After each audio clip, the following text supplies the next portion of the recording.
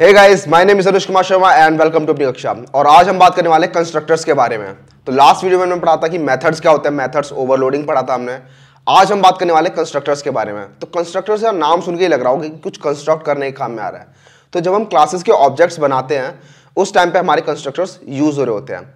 तो basically constructors का use क्या है? तो जब आप क्लासेस के ऑब्जेक्ट्स बनाते हो तो उसके अंदर जितने भी फील्ड्स होते हैं, क्लास के अंदर जितने भी आपकी स्टेट होती हैं, वो आपकी बाय डिफॉल्ट अगर इंट लॉन्ग ये सब है तो 0 होगा, अगर बूलियन है तो फॉल्स होगा, अगर कोई ऑब्जेक्ट है क्लास के अंदर पहले से ही तो वो नल को पॉइंट कर रहा होगा, स्ट्रिंग होगा तो नल होगा। ठीक है, तो बाय डिफॉल्ट जब भी आप एक नया ऑब्जेक्ट बनाते हो क्लास का, तो उसके जितने भी स्टेट वेरिएबल्स होते हैं वो सबके सब बाय डिफॉल्ट वैल्यूज लेते हैं। ठीक है, लेकिन हम चाहते हैं कई बार कि जब हम क्लासेस के जो ऑब्जेक्ट्स बना रहे हैं तो वो इनिशियलाइज कर सकें हम। ठीक है, उनको कुछ प्रॉपर्टीज देके इनिशियलाइज कर सकें। सपोज हमने लास्ट वीडियो में देखा था कि डॉग बना रहे थे, हम एक हस्की डॉग बनाया था। ठीक है, तो dog husky equals to new dog लिखा था हमने।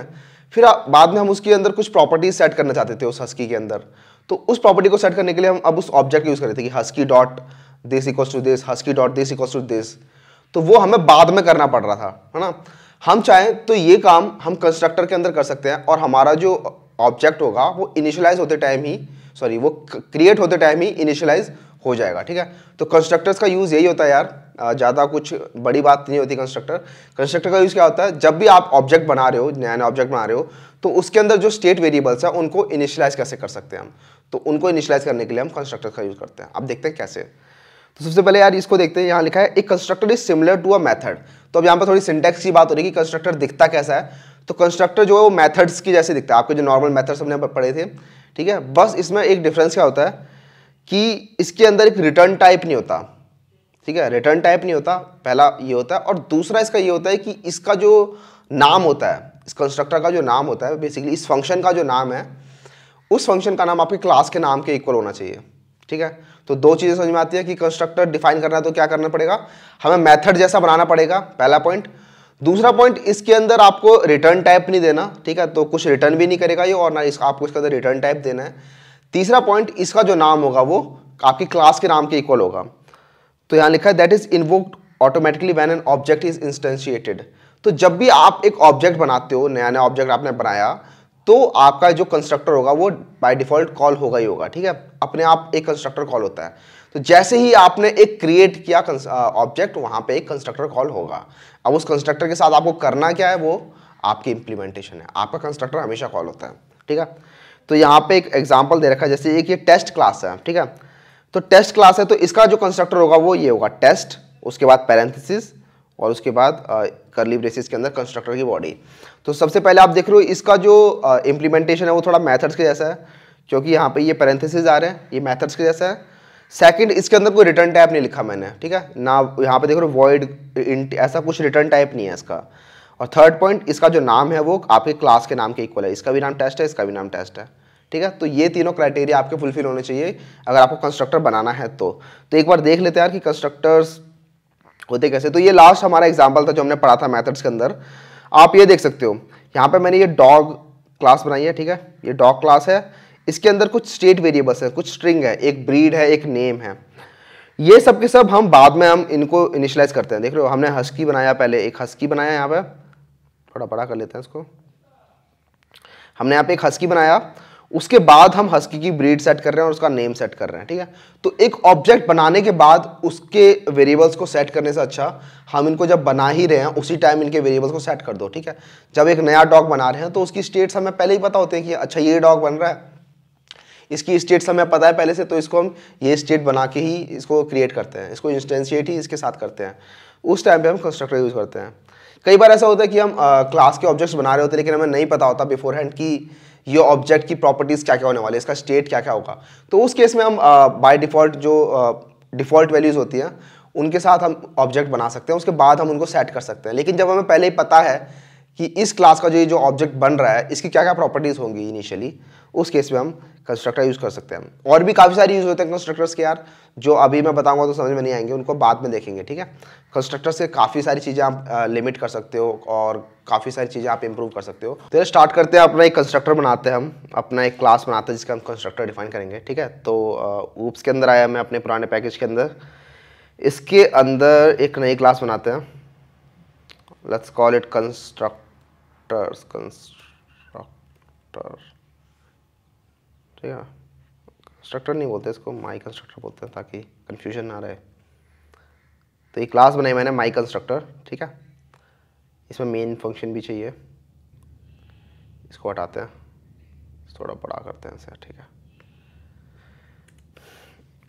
तो ये माई कंस्ट्रक्टर नाम की मैंने क्लास बना लिया। अब इस क्लास का अगर मुझे कंस्ट्रक्टर बनाना है तो मैं कैसे बना सकता हूं? तो मैंने आपको बता ही दिया कि आपको कंस्ट्रक्टर को एक फंक्शन की तरह ट्रीट करना है, बस उसका कुछ रिटर्न टाइप नहीं होगा और उसका जो नाम होगा वो क्लास के नाम के इक्वल होगा, ठीक है। तो माई कंस्ट्रक्टर फंक्शन, उसके बाद empty parenthesis, sorry empty curly braces. तो इसके अंदर आपकी जो कंस्ट्रक्टर की जो बॉडी होगी वो डिफाइन होगी। तो अगर आपको चेक करना है कि हाँ कंस्ट्रक्टर कॉल तभी हो रहा है जब आपका ऑब्जेक्ट बन रहा है, तो उसको चेक करने का क्या तरीका है? तो उसको हम ऐसे चेक कर सकते हैं कि यहाँ पे कुछ प्रिंट कराते हैं हम, ऑब्जेक्ट इज नाउ क्रिएटेड, ठीक है। और ऐसा करते हैं, यहाँ पे एक ऑब्जेक्ट बनाते हैं माई कंस्ट्रक्टर का, object equals to new my constructor, ठीक है। तो यहाँ पे मैंने क्या किया है, एक ऑब्जेक्ट बनाया माई कंस्ट्रक्टर क्लास का और उसके अलावा कुछ भी नहीं लिखा मैंने, ठीक है। उसके अलावा मैंने कुछ भी नहीं लिखा। तो इस प्रोग्राम को अगर हम रन करते हैं तो देखते हैं क्या होता है। तो इसे अगर हम रन करेंगे तो यहाँ लिखा आता है ऑब्जेक्ट इज नाउ क्रिएटेड, ठीक है। तो ये क्यों लिखा है यहाँ पे? क्योंकि जैसे ही मैंने ये ऑब्जेक्ट बनाया, ये न्यू कीवर्ड का मतलब है कि आपका एक ऑब्जेक्ट बन रहा है, ठीक है। अब आपका एक ऑब्जेक्ट नया बन रहा है, न्यू कीवर्ड का मतलब ये है। तो जैसे ये ऑब्जेक्ट बना तो उस टाइम पे ये वाला कंस्ट्रक्टर कॉल हुआ, ठीक है। तो बेसिकली आप इसको इस तरीके से समझ सकते हो कि न्यू के बाद जो भी मैंने लिखा है यहाँ पे वो एक तरीके से कॉल हो रहा है, ठीक है। ये इसका एक्चुअल मीनिंग नहीं है, बस मैं आपको समझाने के लिए कह रहा हूँ कि जब भी अगर आपको समझना है कि कंस्ट्रक्टर किस तरीके से कॉल हो रहा है तो आपको हमेशा बस ये याद रखना है कि न्यू के बाद जो भी लिखा है मैंने यहाँ पे वो आपका एक तरीके से मेथड की तरह कॉल हो रहा है, ठीक है। तो आपने लिखा माई कंस्ट्रक्टर, तो माई कंस्ट्रक्टर कौन सा वाला मेथड है? ये वाला। तो ये वाला आपका कॉल हो गया। इसका लिटरल मीनिंग ये नहीं है, लेकिन मैंने आपको समझाने के लिए बता दिया है। तो आगे बढ़ते हैं यार। यहाँ पे अगर आप देखोगे तो मैंने लिखा हुआ है अब नो आर्ग्यूमेंट कंस्ट्रक्टर, ठीक है। तो नो आर्ग्यूमेंट कंस्ट्रक्टर क्या होता है? तो if a Java constructor does not accept any parameters it is a no argument constructor. तो कंस्ट्रक्टर अगर कोई आर्ग्यूमेंट नहीं ले रहा, कुछ पैरामीटर्स नहीं ले रहा अपने अंदर, तो उसको हम नो आर्ग्यूमेंट कंस्ट्रक्टर देखेंगे, ठीक है। तो मैंने यहाँ पे लिखा हुआ है आपका ये माई कंस्ट्रक्टर जो है वो एक नो आर्ग्यूमेंट कंस्ट्रक्टर है। क्यों? क्योंकि ये अपने अंदर कुछ पैरामीटर्स नहीं ले रहा, क्योंकि इसे हम फंक्शन की तरह ट्रीट कर रहे हैं तो फंक्शंस पैरामीटर्स लेते हैं। उसी तरीके से आप समझ सकते हो कि यहाँ पे अगर ये कुछ पैरामीटर्स नहीं ले रहा है तो इसको एक नो आर्ग्यूमेंट कंस्ट्रक्टर भी बोल सकते हैं, ठीक है। तो जैसे मैंने आपको बताया था कि कंस्ट्रक्टर्स जो होते हैं वो आपके जो ऑब्जेक्ट्स बन रहे होते हैं उनको इनिशियलाइज करने के काम में आता है ना। तो एक बार देख लेते हैं कि किस तरीके से वो काम करता है, कि किस तरीके से हम जब भी क्लास का नया ऑब्जेक्ट बना रहे हैं उसे इनिशियलाइज कर सकते हैं। मैं क्या करूँगा यार, एक ना नई क्लास बना लेते हैं। लेट्स से एक क्लास बनाते हैं व्हीकल, ठीक है। व्हीकल क्लास बनाते हैं एक, तो क्लास व्हीकल, तो इसके अंदर डिफाइन कर देते हैं व्हील्स, ठीक है। तो इंट व्हील्स, क्योंकि व्हीकल्स के अंदर व्हील्स होते हैं तो ये बताएगा कितने व्हील्स हैं उसके अंदर, ठीक है। 2 व्हीलर होता है, 3 व्हीलर होता है, 4 व्हीलर होता है ना। उसके बाद हम इसका बनाएंगे कंस्ट्रक्टर, तो व्हीकल, ये बन गया व्हीकल का कंस्ट्रक्टर, ठीक है। और इसके अंदर अब हमें उस ऑब्जेक्ट को इनिशियलाइज करना है, जो ऑब्जेक्ट हम बना रहे हैं उसको इनिशियलाइज करना है। तो उसको इनिशियलाइज करने का मतलब ये जितनी भी इसकी प्रॉपर्टीज़ हैं, जितने भी इसके अंदर स्टेट्स हैं, उनको हम चाहें तो डिफ़ॉल्ट वैल्यू की बजाय कुछ और दे सकते हैं, ठीक है। एक बार इसी नॉर्मल प्रोग्राम को रन करके देखते हैं कि क्या होता है। तो अगर मैं व्हीकल का ऑब्जेक्ट बनाता हूँ, एक vehicle v1 equals to new, v1 नहीं देते, इसको देते हैं car equals to new vehicle, ठीक है। और प्रिंट कर लेते हैं कार डॉट व्हील्स, ठीक है। ये छोटा सा प्रोग्राम है, तो आपको पता ही चल रहा होगा कि इसके अंदर क्या होगा। तो व्हीकल का जैसे ही मैंने एक ऑब्जेक्ट बनाया, तो मैंने अभी तक इसको बताया नहीं है कि व्हीकल के अंदर जो व्हील्स हैं वो कितने हैं। तो बाय डिफॉल्ट वैल्यू होती है 0, इंट की बाय डिफॉल्ट वैल्यू 0 होगी। तो व्हील्स जो होंगे वो 0 से इनिशियलाइज हो जाएंगे, ठीक है। इसे रन करेंगे अगर हम, तो यहाँ पे लिखा आएगा 0, ठीक है। 0 व्हील्स हैं।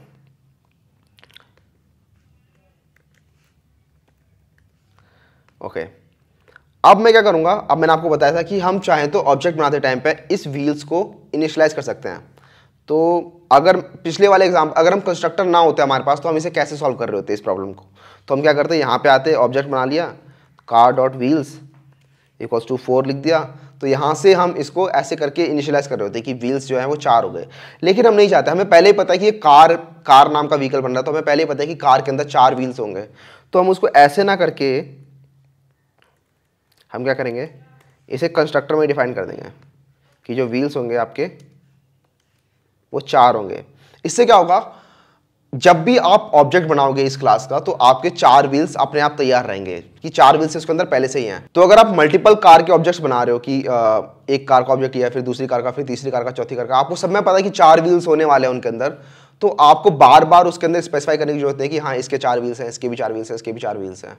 अपने आप ही वो जैसे ही ऑब्जेक्ट बनेगा, क्रिएट होगा, उसके 4 व्हील्स बन के तैयार होंगे। ठीक है, तो इसका ये फायदा भी होता है। तो मैंने यहाँ डिफाइन कर दिया व्हील्स इक्वल्स टू 4, और यहाँ पे बनाया मैंने vehicle car equals to new vehicle. तो जैसे मैं ये करूँगा न्यू व्हीकल, वैसे ये कॉल होगा, और जैसे ये कॉल होगा व्हीकल, वैसे वो बता देगा कि अच्छा तुम्हारे जो व्हील्स हैं वो 4 हैं। ठीक है, तो तुम्हारी जो प्रॉपर्टी है वो हमने पहले ही इनिशियलाइज कर दिया 4 से। उसके बाद अगर हम प्रिंट करेंगे तो वहाँ पे 4 व्हील्स प्रिंट होंगे। देखते हैं, इसको रन करते हैं, तो यहाँ पर लिखा रहा है 4 व्हील्स। ठीक है, तो इसका मतलब क्या, अगर अब मैं दूसरी भी कार बनाता हूँ, कमांड सी कमांड वी, तो यहाँ पे अगर मैं कार 2 बनाता हूँ, तो इसके भी 4 व्हील्स अपने आप बने होंगे पहले से ही, और जितनी मर्जी मैं कार्स बनाऊंगा, इसके ऑब्जेक्ट्स बनाऊंगा, उनके 4 व्हील्स पहले से डिफाइन होंगे। ठीक है, तो अगर मैं प्रिंट करूँगा कार 2 डॉट व्हील्स, तो उसके भी 4 व्हील्स होंगे। ठीक है, तो ये आपको समझ में आ गया, जब भी आपके ऑब्जेक्ट्स बन रहे हैं उनकी वैल्यूज को इनिशियलाइज करने के काम में आता है आपका कंस्ट्रक्टर, क्योंकि आपको पता है जैसे ही ये न्यू कीवर्ड कॉल हुआ तो कंस्ट्रक्टर सबसे पहले कॉल होने वाला है, तो उसके बाद हम इजीली उसके अंदर वैल्यूज को इनिशियलाइज कर सकते हैं, अपने ऑब्जेक्ट्स की वैल्यू को इनिशियलाइज कर सकते हैं। तो ये था आपका नो आर्ग्यूमेंट कंस्ट्रक्टर, जिसके अंदर हम कोई भी पैरामीटर्स पास नहीं कर रहे हैं। ठीक है, हमने इस पैरेंथेसिस के अंदर कुछ भी पास नहीं किया, तो ये आपका नो आर्ग्यूमेंट कंस्ट्रक्टर है। उसके बाद बात करते हैं पैरामीटराइज कंस्ट्रक्टर की। तो पैरामीटराइज कंस्ट्रक्टर को मूव करने से पहले मैं आपको एक बात और बता देता हूं कि एक डिफॉल्ट कंस्ट्रक्टर होता है इसके अंदर। अगर आपने कंस्ट्रक्टर नहीं बनाया, अगर आपने कोई भी कंस्ट्रक्टर नहीं बनाया क्लास के अंदर, तो क्या आप एक नया ऑब्जेक्ट नहीं बना सकते? बिल्कुल बना सकते हो। लास्ट वीडियो में जो हमने बात की थी डॉग की और कैट की, उसके अंदर तो हमने कोई कंस्ट्रक्टर नहीं बनाया था, लेकिन फिर भी हम उनका ऑब्जेक्ट बना पा रहे थे, है ना।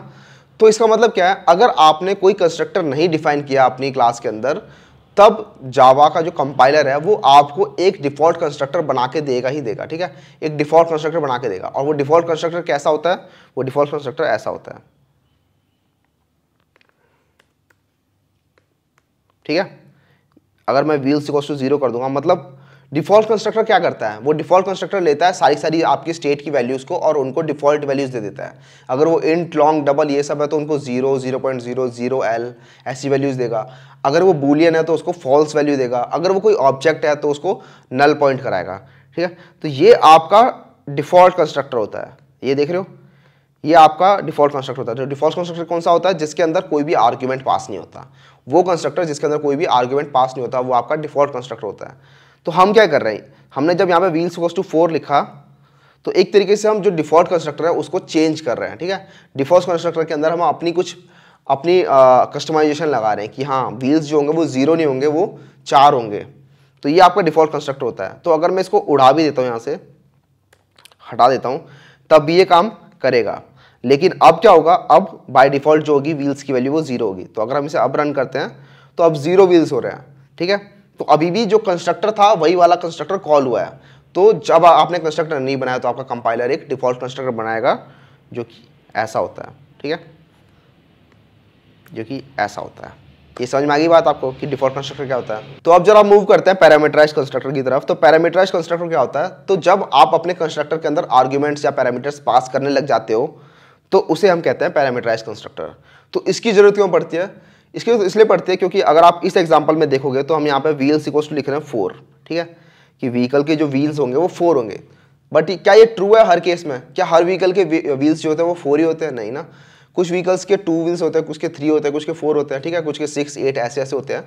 तो अगर हम चाहें तो यहाँ पे इसको कस्टमाइज कर सकते हैं कि हम बोल सकते हैं कि नहीं हमें 4 व्हील्स नहीं चाहिए, हमें ऑब्जेक्ट बनाते टाइम आप बता दो कि कितने व्हील्स होंगे उसके और हम उस हिसाब से इसके व्हील्स सेट कर देंगे।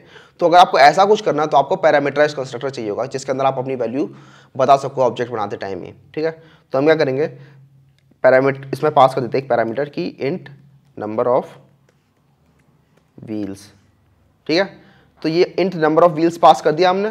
तो जब भी ऑब्जेक्ट बनेगा इसका तो यहाँ पे नंबर ऑफ व्हील्स पास करना जरूरी होगा, और जब ये नंबर ऑफ व्हील्स पास कर दिया तो हम इसको इस व्हील्स के अंदर डाल देते हैं कि जो व्हील्स होंगे वो इस नंबर ऑफ व्हील्स के बराबर होंगे। तो यहाँ पे हो क्या रहा है, तो यहाँ पे हो रहा है जैसे मैं एक व्हीकल बना रहा हूँ तो मैं उसको बता रहा हूँ कि कितने व्हील्स होने चाहिए उस व्हीकल के अंदर, और वो हम यहाँ पे इस व्हील्स के अंदर जो नया ऑब्जेक्ट बन रहा है उसके अंदर सेट करते हैं कि इतने व्हील्स होंगे इस ऑब्जेक्ट के अंदर। तो अब यहाँ पे क्या होगा, जब भी मैं एक नया व्हीकल बनाऊंगा तो मुझे डिफाइन करना पड़ेगा कि इसके अंदर कितने व्हील्स होने वाले हैं। तो मेरे को यहाँ बताना पड़ेगा कि अच्छा ये कार है तो इसके अंदर 4 व्हील्स हैं। लेट्स से ये कार नहीं है, सेकंड वाली ये स्कूटी है, तो स्कूटी के अंदर 2 व्हील्स होते हैं। तो यहाँ मैं बताऊँगा कि अच्छा इसके अंदर 2 व्हील्स हैं। तो मैंने यहाँ पे बता दिया यहाँ 4 है, यहाँ पे 2 है। तो ये जो नंबर ऑफ व्हील्स हैं ये यहाँ पे 4 है, यहाँ पे 2 है। तो जब हम इनको प्रिंट कराएंगे तो let's say car dot wheels print कराऊंगा मैं, तो यहाँ पे क्या होगा देखते हैं। तो कार के अंदर तो 4 व्हील्स है अभी भी, लेकिन अगर मैं प्रिंट कराऊंगा स्कूटी डॉट व्हील्स तो अब यहाँ पे आपके 2 व्हील्स हैं। तो पैरामीटराइज्ड कंस्ट्रक्टर से क्या फायदा होता है कि आप इनको कस्टमाइज कर सकते हो, नए नए ऑब्जेक्ट के हिसाब से नई नई वैल्यूज पास कर सकते हो। तो मोस्ट ऑफ द टाइम आप पैरामीटराइज्ड कंस्ट्रक्टर यूज करोगे क्योंकि आपको पता है कि जो आपका ऑब्जेक्ट बनेगा, जो आपके मल्टीपल ऑब्जेक्ट्स आप बना रहे हो, तो सबकी जो स्टेट होगी, इनिशियल स्टेट होगी, वो सेम नहीं होगी, सबकी अलग अलग कुछ कुछ स्टेट होगी। ठीक है, तो उस केस में आप वहाँ पे पैरामीटर पास करोगे, उसको बताओगे कि अच्छा ये स्टेट है तो ये पैरामीटर्स है तो उसकी ये स्टेट होगी। ठीक है, तो एक और चीज़ कर सकते हो यार कि हमेशा तो नहीं होता ना कि जो व्हील्स होंगे वो, मतलब व्हील्स तो आपके हमेशा डिपेंड करेगा कि हाँ कौन सा व्हीकल है, लेकिन कुछ चीज़ें ऐसी भी होंगी जो हर व्हीकल के लिए कांस्टेंट होंगी, है ना।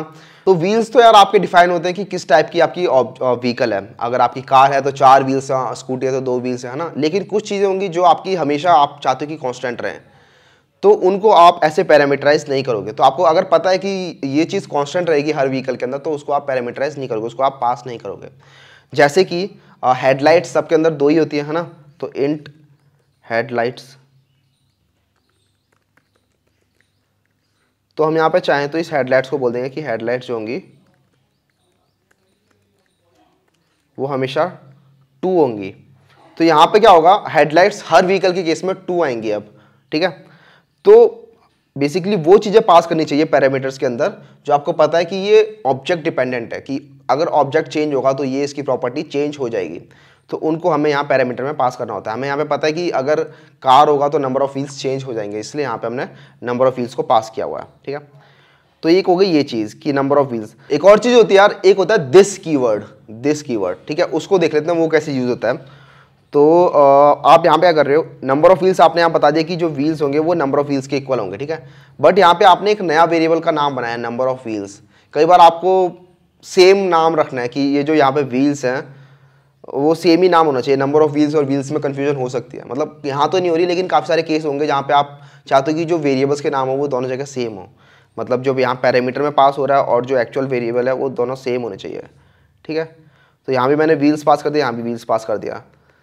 तो यहाँ देख रहे हो ये वाला जो पहला वाला व्हील है वो तो ये वाला है, लेकिन दूसरा वाला व्हील है वो क्या होगा। अगर मैं यहाँ पे भी व्हील लिख देता हूँ तो यहाँ पे क्या होगा, ये जो दोनों के दोनों जो व्हील्स होंगे वो ये वाले व्हील्स होंगे। ये जो यहाँ पे पैरामीटर में पास किया देख रहे हो, ये पहले वाला व्हील भी और दूसरे वाला व्हील दोनों के दोनों जो पैरामीटर में पास हुए हैं वो होंगे। तो इसको पता कैसे चलेगा कि मुझे इस वाले व्हील्स की वैल्यू सेट करनी है। आप यहाँ पे अगर देखोगे तो यहाँ पे एक वार्निंग भी आ रही है मुझे, उसमें लिखा था assignment to variable wheels has no effect. आप क्या कर रहे हो, व्हील्स को ले रहे हो, उसको व्हील्स में असाइन कर दे रहे हो। मतलब इसी वाले व्हील्स को ले रहे हो और इसी वाले व्हील्स की वैल्यू इसी वाले व्हील्स में असाइन कर दे रहे हो। समझ में आ रही है बात। तो यहाँ पे कुछ फ़ायदा हुआ नहीं। तो अगर हम चाहते हैं कि ये वाला जो व्हील्स मिल रहा है उसकी वैल्यू एक्चुअली इस वाले व्हील्स में असाइन हो, जो नया ऑब्जेक्ट बन रहा है उसके अंदर असाइन हो, तो हमें बताना पड़ेगा कि भाई ये जो व्हील है पहले वाला ये वाला व्हील है, ऊपर वाला व्हील है। तो हम वो कैसे बताएंगे, वो हम दिस कीवर्ड का यूज़ करके बताएंगे कि दिस। तो दिस कीवर्ड क्या करता है, दिस कीवर्ड जो अभी करंट दिस ऑब्जेक्ट जो अभी करंट ऑब्जेक्ट बन रहा है उसको रेफरेंस करता है। तो जैसे लास्ट वीडियो में मैंने बताया था कि जब आपके ऑब्जेक्ट्स बनते हैं तो जैसे सपोज आपने ये एक ऑब्जेक्ट बनाया मेमोरी के अंदर, तो यहाँ पे कुछ व्हील्स करके प्रॉपर्टी होगी इसकी, ठीक है। तो दिस कीवर्ड क्या करेगा, दिस कीवर्ड जब ये वाला ऑब्जेक्ट बन रहा है उस केस में दिस कीवर्ड इस ऑब्जेक्ट का रेफरेंस अपने पास लेके रखेगा, ठीक है। तो जब मैंने लिखा दिस डॉट व्हील्स, इसका मतलब मैं इस वाले की व्हील्स की बात कर रहा हूँ, मतलब इसकी बात कर रहा हूँ, तो मैंने यहाँ पे लिखा व्हीकल, व्हील्स ले लिया यहाँ पे मैंने, ठीक है। यहाँ पे इंट आ जाएगा। उसके बाद मैं लिख रहा हूँ कि दिस डॉट व्हील्स, मतलब ये वाला जो व्हील्स है, ये वाला, इसकी प्रॉपर्टी तुम इस वाले के बराबर कर दो, व्हील्स के बराबर। तो ये मुझे दिस क्यों लगाना पड़ रहा है, क्योंकि मैं यहाँ पे ये जो नाम है इसको मैं सेपरेट नहीं कर रहा, तो नाम को मैं यही नाम रखना चाहता हूँ, ये वाले व्हील्स का नाम और ये वाले मतलब जो नाम है वेरिएबल का नाम है मैं सेम रखना चाहता हूँ। तो उस केस में मुझे बताना पड़ेगा, डिस्टिंक्शन देनी पड़ेगी कि मैं किस वाले व्हील की बात कर रहा हूँ, क्योंकि अब दो व्हील्स हो गए सेम नाम के हो गए, तो इसे बताना पड़ेगा कि मैं इस करंट ऑब्जेक्ट की बात कर रहा हूँ। तो दिस बेसिकली आपका जो करंट ऑब्जेक्ट होता है उसको पॉइंट कर रहा होता है, ठीक है। तो काफ़ी इंपॉर्टेंट चीज़ होती है कि दिस क्या होता है, दिस कीवर्ड क्या होता है जावा के अंदर। तो दिस कीवर्ड बेसिकली आपके करंट ऑब्जेक्ट को पॉइंट कर रहा होता है, जिसकी आप बात कर रहे हो उसके करंट ऑब्जेक्ट को पॉइंट कर रहा होता है दिस कीवर्ड, ठीक है। तो यहाँ पे आपने बता दिया कि this dot wheels equals to wheels, इसको भी रन करोगे आप तो सेम वही चीज़ होगी। तो आपने यहाँ पे प्रिंट किया स्कूटी के व्हील्स, तो आपके स्कूटी के 2 ही व्हील्स हैं। तो यार आगे बढ़ते हैं। तो आगे अब आता है आपका कंस्ट्रक्टर्स ओवरलोडिंग। तो जिस तरीके से हमने पढ़ा था मेथड ओवरलोडिंग, मेथड ओवरलोडिंग क्या था कि आप सेम नाम के मल्टीपल मेथड्स बना सकते हो, बस उनका आप सिग्नेचर अलग रखो, ठीक है। तो ऐसे यहाँ पे भी है कि similar like method overloading you can overload constructors if 2 or more constructors are different in parameters. तो अगर आप मल्टीपल कंस्ट्रक्टर्स बनाते हो जिनके पैरामीटर्स जो है वो डिफरेंट हैं, तो आप कंस्ट्रक्टर ओवरलोडिंग भी इजीली कर सकते हो जावा के अंदर, ठीक है। तो यहाँ पे मैंने एक एग्जांपल लिया हुआ है, ये टेस्ट क्लास है, इसके अंदर एक कंस्ट्रक्टर तो ऐसा है जो कि डिफॉल्ट कंस्ट्रक्टर होता है आपका, जिसके अंदर कोई भी आर्ग्यूमेंट नहीं है, और एक दूसरा कंस्ट्रक्टर बना रखा है मैंने यहीं पे जिसके अंदर एक आर्ग्यूमेंट है इंट। ऐसे आप मल्टीपल कंस्ट्रक्टर बना सकते हो जिसके अंदर अलग अलग आर्ग्यूमेंट है। बेसिकली आर्ग्यूमेंट्स पैरामीटर्स जो पास किए हैं वो डिफरेंट होने चाहिए, ठीक है। तो आप जितने मर्जी कंस्ट्रक्टर्स वहाँ पे बना सकते हो, तो उसको कहते हैं हम कंस्ट्रक्टर ओवरलोडिंग, ठीक है। सिमिलर टू मेथड ओवरलोडिंग, बस यहाँ पे कंस्ट्रक्टर की बात हो रही है। ओके, तो इसका मतलब क्या है कि सपोज करो कि यहाँ पे व्हील्स हैं, यहाँ पे हेडलाइट्स हैं, उसके बाद लेट्स से कलर है, स्ट्रिंग कलर। तो कई बार आपको पता है अगर आपकी फैक्ट्री में नया व्हीकल बन रहा है तो आपको पता है कि इस व्हीकल का कलर क्या होगा, कि इस व्हीकल का कलर रेड होगा या ब्लू होगा, ठीक है। लेकिन कई बार आपको नहीं पता होगा कि इस व्हीकल का कलर क्या है, कि सपोज आपने एकदम उसको वाइट बना के छोड़ दिया और जब कोई नया कस्टमर आएगा तब वो बताएगा कि हाँ इस व्हीकल का मुझे ये कलर चाहिए, ठीक है।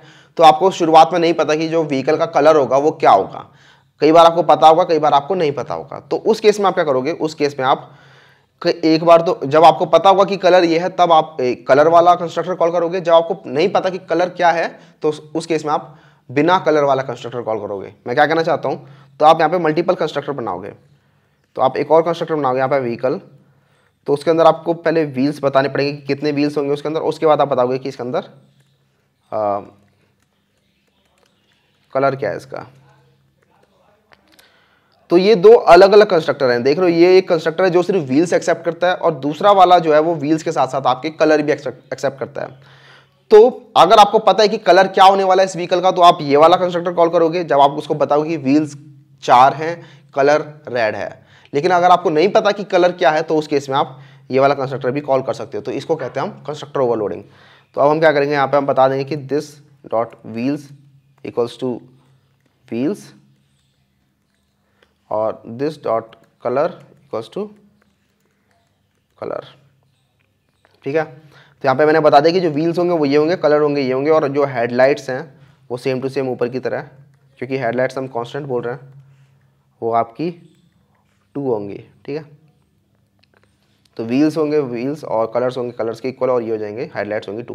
तो यहाँ पे हमने मल्टीपल बना दिए हैं व्हीकल के जो कंस्ट्रक्टर्स हैं, और इसको हम कहते हैं कंस्ट्रक्टर ओवरलोडिंग। तो अगर हमें नहीं पता स्कूटी का, जैसे यहाँ पे हमें इस कार और स्कूटी का नहीं पता हमें कलर क्या होगा, तो हमने यहाँ पे इनको बिना कलर दिए इनिशियलाइज किया। यहाँ पे देखो सिर्फ मैंने 4 पास किया, इसका मतलब सिर्फ नंबर ऑफ व्हील्स पास कर रहा हूँ, मैं इसमें कलर पास नहीं कर रहा। लेकिन सपोज मेरे पास एक नया ऑर्डर आता है व्हीकल का कि एक आपको एक नया व्हीकल बनाना है, लेट्स से ई रिक्शा, और उसको देना है आपको कलर येलो, मैं बोलूँगा ठीक है। तो व्हीकल इस व्हीकल के अंदर आपके नंबर ऑफ व्हील्स होंगे 3 और इसके अंदर जो कलर होगा वो होगा येलो। तो उस केस में अगर आप यहाँ पे प्रिंट करोगे व्हील्स इसके इतने होंगे and colour equals to e rickshaw dot colour, ठीक है। तो अगर हम इसे आप प्रिंट करते हैं तो यहाँ आपके बोल रहा है ये 3 wheels and colour equals to yellow. तो यहाँ पे हमने क्या किया, हमें पता था कि ई रिक्शा का कलर जो है वो येलो होने वाला है, हमें पहले से ही पता था। तो हमने वो वाला कंस्ट्रक्टर कॉल हुआ जिसके अंदर हमने कलर भी पास किया हुआ है, ठीक है, सिमिलर टू मेथड ओवरलोडिंग। तो जैसे आपको बताया था कि अगर आपको समझना है इसे तो आप कैसे समझ सकते हो कि जो न्यू के बाद जो कॉल हुआ है, तो न्यू के बाद क्या कॉल हुआ है, एक ऐसा मेथड जिसके अंदर आपके इंट पास हो रहा है और स्ट्रिंग पास हो रहा है। वो कौन सा वाला मेथड है, वो ये वाला मेथड है जिसके अंदर इंट और स्ट्रिंग पास हो रहा है, ठीक है। इस तरीके से आप समझ सकते हो इस चीज़ को। ओके, तो अगर मैं यहाँ पे हवर करूँगा और कमांड या कंट्रोल पे क्लिक करके इसके ऊपर क्लिक करूँगा तो आप यहाँ पे इस वाली डिक्लेरेशन पे जा रहे हो व्हीकल की, लेकिन अगर इस वाले पे क्लिक करूँगा तो आप जो विदाउट कलर वाली डिक्लेरेशन है उस पर जा रहे हो। तो ये आपको समझ में आ गया होगा कि व्हीकल्स जो क्लास बनाई है उसके अंदर आप कैसे कंस्ट्रक्टर ओवरलोडिंग कर सकते हो। अब एक और चीज़ होती है यार जो इसमें आपको काफ़ी ज़्यादा कंफ्यूजन आता है कई बार, कि कई बार इंटरव्यूअर भी पूछ लेता है कि अगर आपने एक कंस्ट्रक्टर डिफाइन कर दिया किसी क्लास का, तब क्या आप एक उसका डिफॉल्ट कंस्ट्रक्टर कॉल कर सकते हो।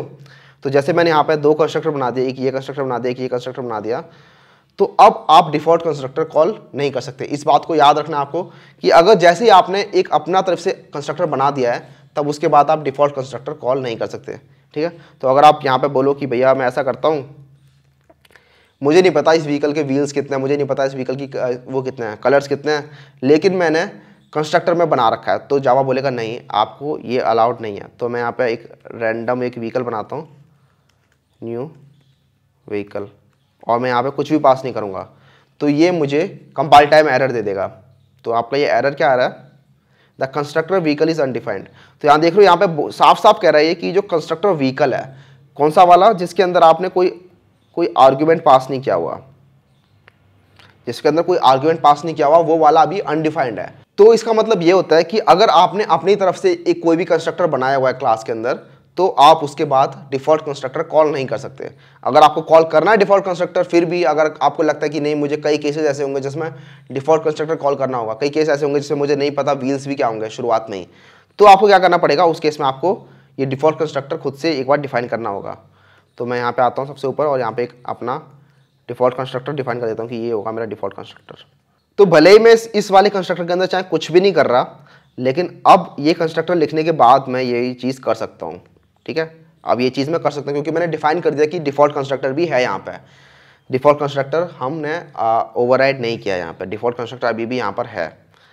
तो ऐसा करने के बाद आप जब इस पर क्लिक करोगे तो आप यहाँ पर जंप कर जाओगे कि हाँ ये वाला कंस्ट्रक्टर जो है वो कॉल हो रहा है इस केस में। अगर आप ये हटा दोगे, जैसा मैंने पहले कहा था, इसको अगर आप हटा दोगे तो उस केस में ये चीज़ एरर दे देगी कि भाई ये कहाँ पर है, डिफॉल्ट कंस्ट्रक्टर तो आपने ओवरराइड कर दिया, डिफॉल्ट कंस्ट्रक्टर में कॉल ही नहीं कर सकता।